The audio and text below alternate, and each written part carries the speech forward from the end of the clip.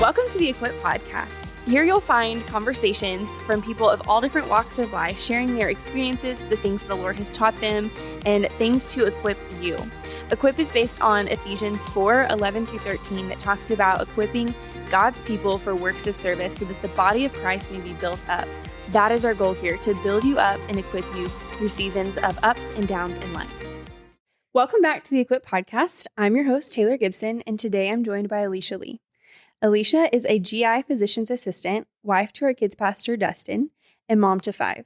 Today, Alisha is here to talk through the question, how do you know when you're ready to have kids? So welcome, Alisha. Hello. So glad you're here today. So let's just start off broad. Tell us about your journey to motherhood. Well, as I just told you, I was thinking about this on the way here and I thought, I think I'm an accidental mom in the sense of like, I definitely never wanted 5 kids. Yeah. Never. Only crazy people have 5 kids. I'm confident. You can say that now more assuredly. Yes, you have 5. Absolutely. Dustin's a kids pastor and he's always felt a calling to working with children, working with youth. He worked for a year in an orphanage in Mexico before we even got married. And so when we met, we never had like a conversation about it. I think we just knew we were going to have children at some point, but we did talk about adoption. We both felt very strongly about the orphan crisis and adoption. And we got married young, though. I was 21 and he was 23. And we had no money, like zero money, like no money to buy, like everything. We had no money. So we obviously, waited a little while in terms of beginning the journey to parenthood. And then I guess I was probably 24. I had finished PA school. I think like a lot of women, I started thinking like, okay, I'm 24. Maybe should I have kids? Should we start trying to have kids? And then my friends started having kids. And that's really when you're like, oh, my friend so-and-so is suddenly mature enough to be a mom. Like I can do it. They can do it. I can do it. Yeah. And I know that sounds so silly. I don't think we had a conversation until probably then. And I was like, and at that point, we actually had a youth living with us. He wasn't technically in the foster care system, but he was in high school. His mom was unable to care for him. He was in a pretty rough situation. And so he lived with us in our little bitty parsonage on the church property. And we, I think, had naturally kind of parented him a little bit. And I think that also helped us see like, okay, I think we're ready. I think we want to do this. And so, yeah, I was 24 when we got pregnant with Lucas. It took about a year, though. So, just because you make that decision, like on a whim, you're like, okay, we're ready to have it. Doesn't mean it just happens. No. Yeah. So it took a minute. Yeah. Okay, so you had Lucas first, and then how long until your next? So Lucas was the easiest baby on the planet. He was like the trick of a lifetime because he was so easy. He slept through the night at 6 weeks. He was just this perfect little angel baby. And I have always wanted to have my kids close in age. My sister and I were 4 years apart. Dustin and his brother were 7 years apart. And so I was always like, I want them to be like really close in age so they can be best friends. And we were literally a year in and we were like, this is a walk in the park. Like this kid is so easy. This is fine. He's sleeping.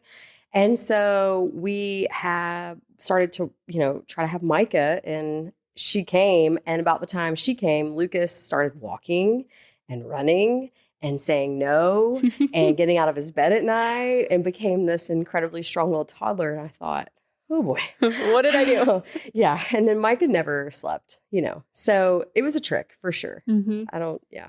And then after that, y'all adopted 2.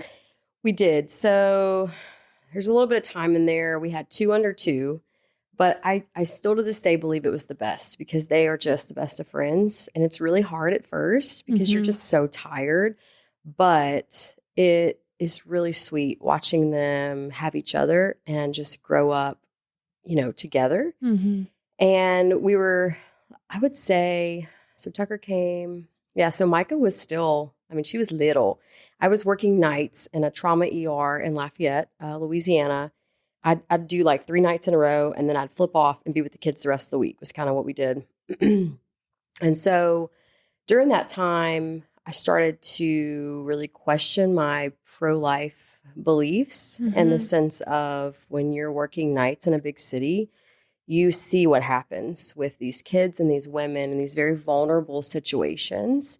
And it suddenly wasn't as easy as it once had been for me. It was very easy, like vote pro-life, always pro-life.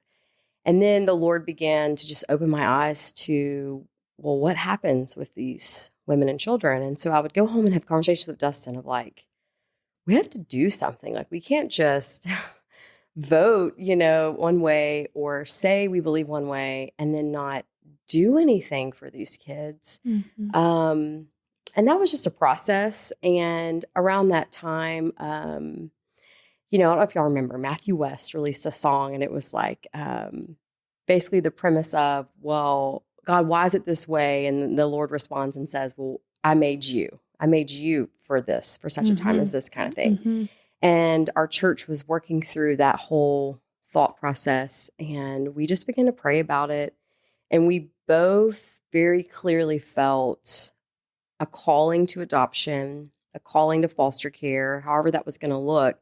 And we didn't want to wait until our kids were, quote unquote, like old enough or out of the house or whatever. We wanted them to grow up with this other sibling in the same way so that they could kind of have this bond. So we had a boy and a girl, 2 under 2, and our parents looked at us like we were nuts, but we felt like it was the moment. We were like, we're going to just, walk forward and grow our family in adoption, and we're going to do it now so that they can grow up together. And it was definitely, we took a lot of criticism for that in a lot of ways. People were like, well, you have a boy and a girl, like you're done. And it just wasn't what the Lord had for us. And we could not get a piece outside of his will. And so we stepped forward into foster care. And our very first placement came November 2015. And Micah she was born June 2014. So she literally was like a year and a half.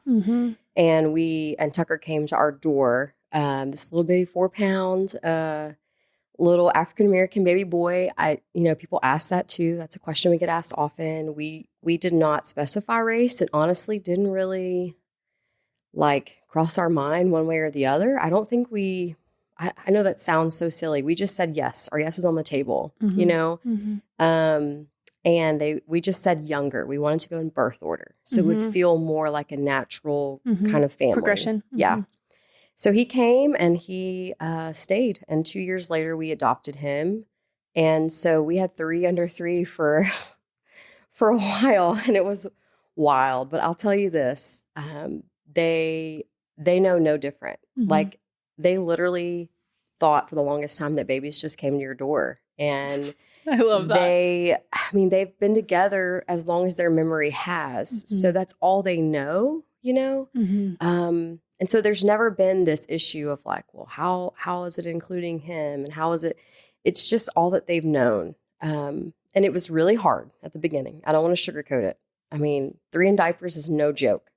But I do believe the sacrifice on the front end is worth it because now they're just thick as thieves. You're seeing the fruits of that. Absolutely. Okay, and then what about your last 2? I know you make it sound it's going rapid fire, but it felt kind of like that actually, in real life. But so I guess after Tucker, sometime up in there, we still just felt like we wanted a 4th. We were like, we want to have a big family. My sister's now deceased. I deeply dislike being an only child now. And I just wanted my kids to have this ingrained support system in a way as an adult,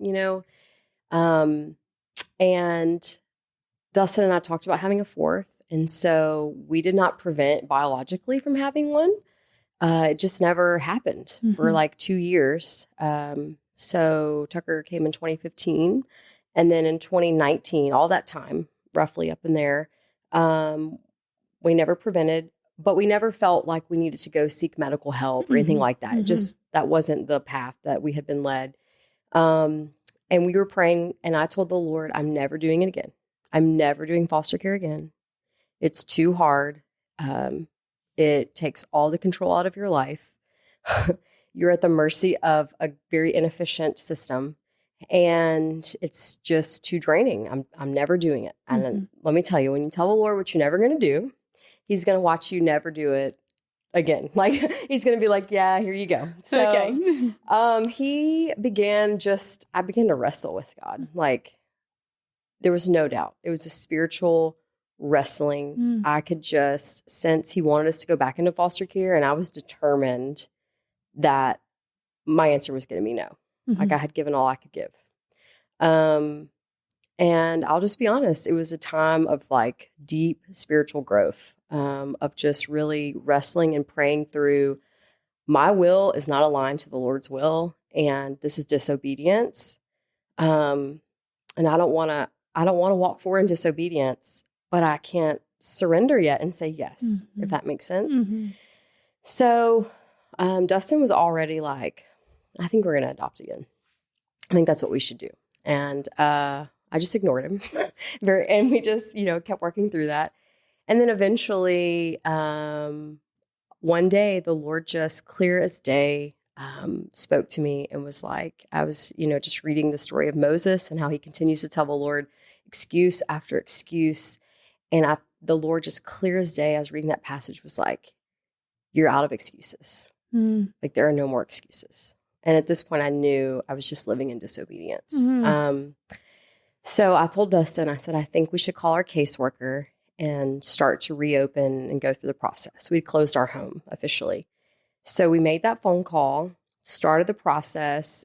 I mean, we were 7 or 8 days in. And our caseworker from Tucker calls and says, hey, we have a 7-year-old African-American boy. No one has taken him home yet, and he likely will be adopted. The situation that is occurring, he will likely be adopted. We know you already have an African-American boy. Would you be willing to take him? And by the way, you have to let us know by tomorrow at 3:00. Yeah. We're going to discharge him from the hospital. And so I was like, so we prayed, we called our closest friends, and I was like, is this crazy? This is the craziest thing we've ever, can you believe this? And, they all just, our community group at our church just rallied around us, and they were like, the Lord's already done the work in your heart. Your yes is there on the table. We will help you figure out the logistics, which were so many, right? Like, you can't just, I'm a physician assistant and I was already signed up for all these shifts. I can't just be like, hey, I'm going to be out for the next 6 weeks. And we didn't have diapers. We didn't have clothes. We didn't have any of that. Like, I had given all that away, determined I was done with it.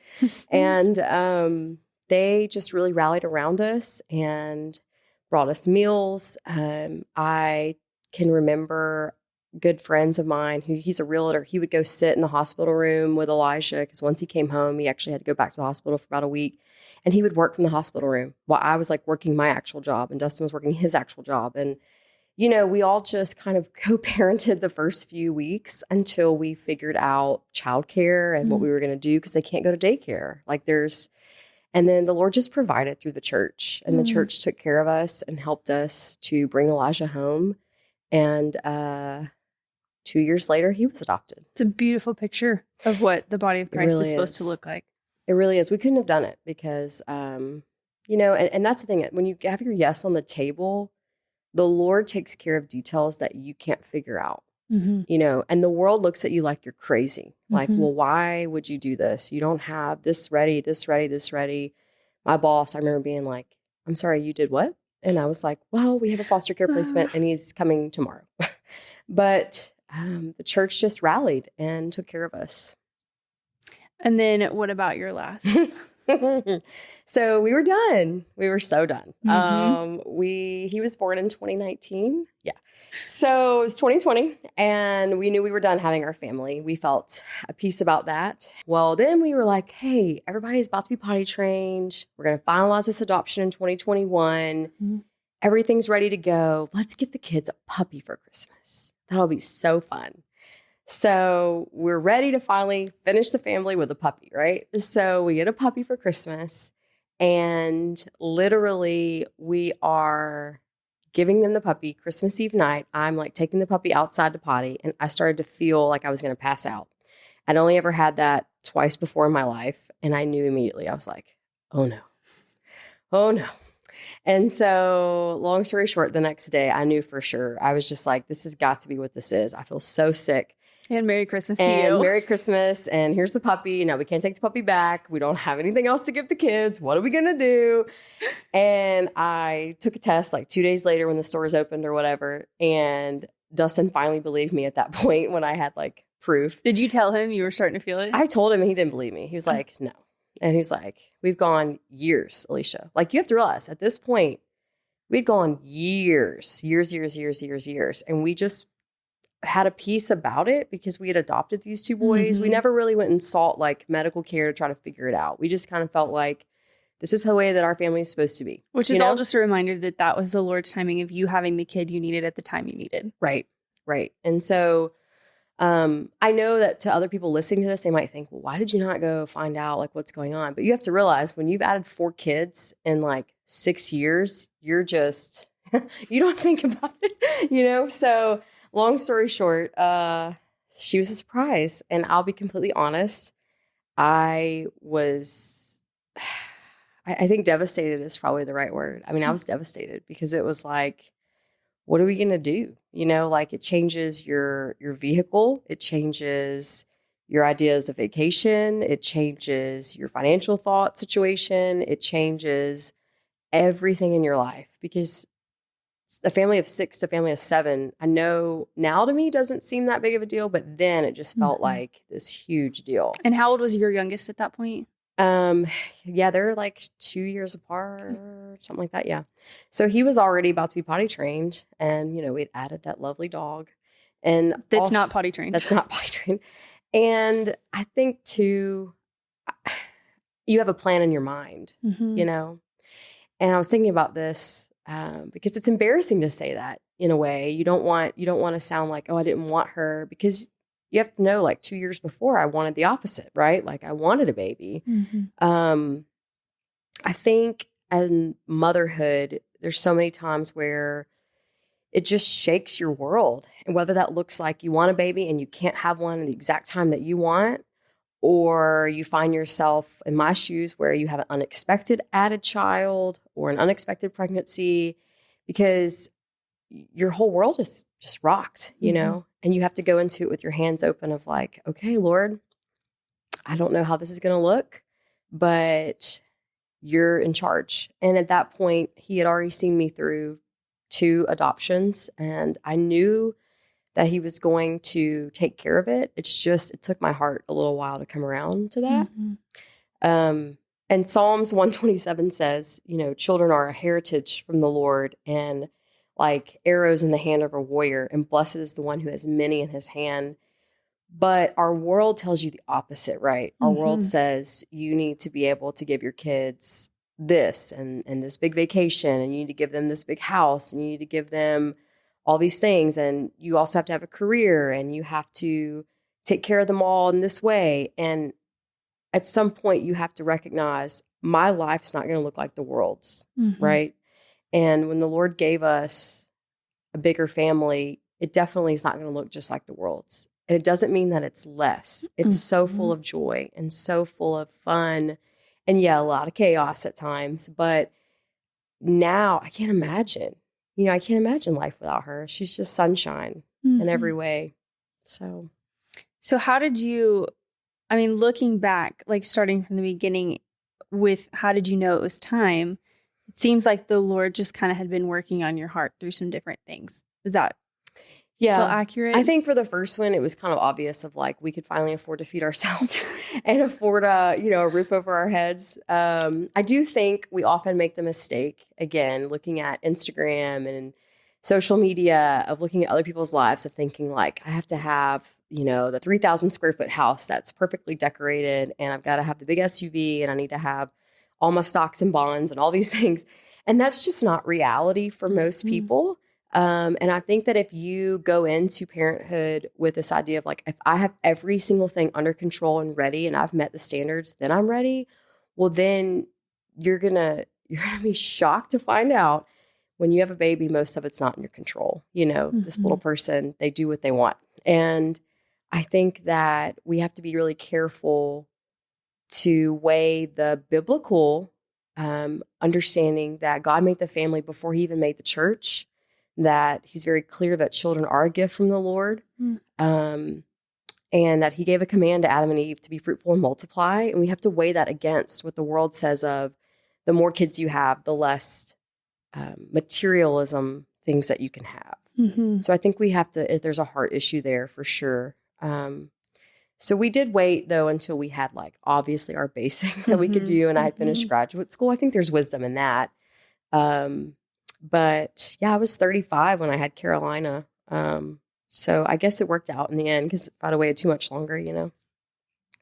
Yeah. Well, and it's like you talked about with the comparison game, it's everywhere, especially all over social media. So I'm pregnant now. And one thing, like even just scrolling through Instagram, these posts will pop up. Hey, if you're pregnant, do this. If you're pregnant, don't do this. And I just immediately will see it and just skip it because it's not worth it. And everybody, I feel like, is so strong in their opinions that you have to go back to, which not even back to, but just you have to get to, where am I at with the Lord? Yeah. What is he calling me to next? With you, it was very clear that he was calling you next to adoption through these different processes, that he had a fifth kid for you. Like he's going to make it happen. And in some cases, he may have to work on your heart a little bit more. Oh, yeah. And in some cases, you may be like, okay, great. That sounds fun. And then you get tricked and they stop sleeping. That is true. Yeah. And I think too, your marriage is a component in that, because anytime you add a child, whether it's the first or the fifth, at least in our experience, there is a period of intense, just kind of stress and growth, right? Like for one, you're both sleep deprived.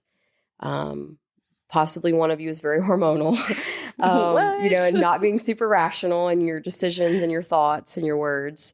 And I guess I would say one thing that I think is really important is to know that your marriage is in a place where you're in community, you're walking with the Lord, you're working through and communicating through your differences.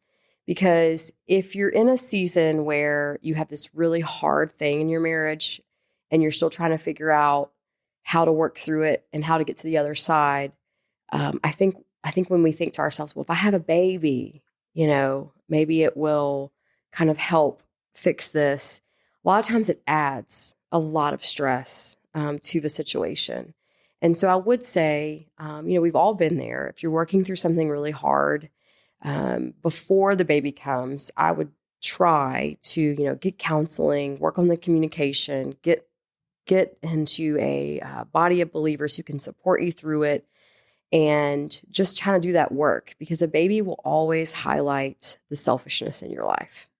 Always. Whether it's the first or the fifth, every single one of them has caused us to have to go, whoa, okay, I've got to give of myself a little bit more here. It's a good reminder.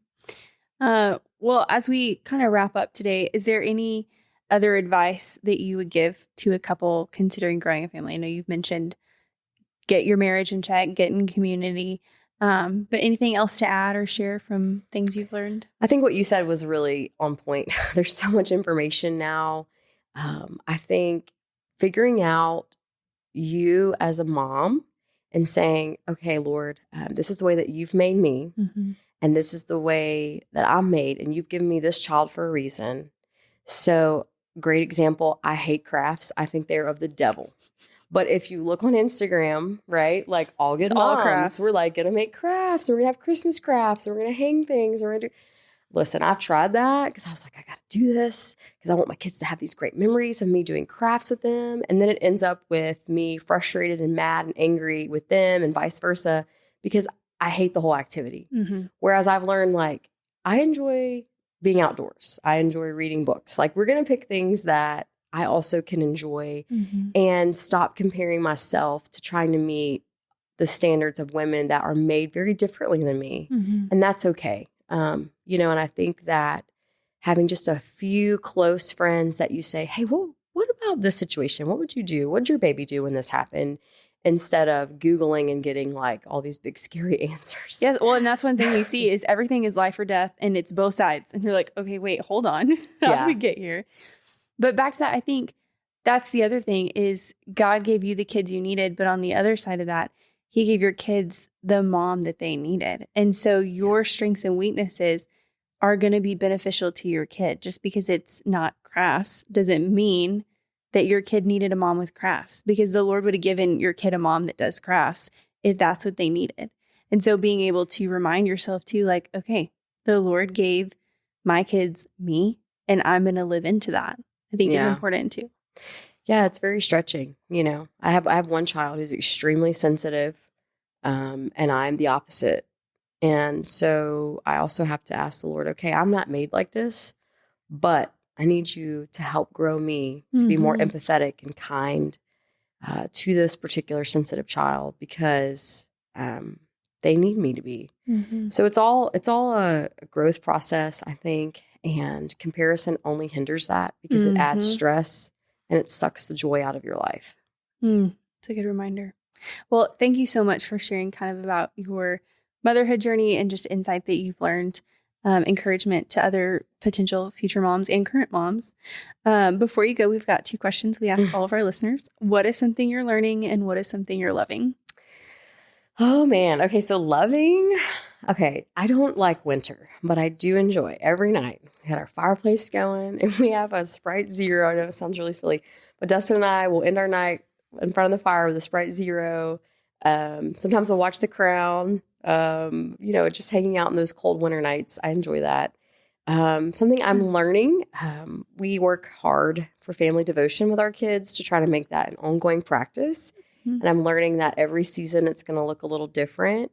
So we found one this year that I really like by Clay Clarkson called 24 Family Ways. And it's worked really well for our age gap of kids because it's like a simple question and a little bitty activity. It takes 5 or 10 minutes at dinner.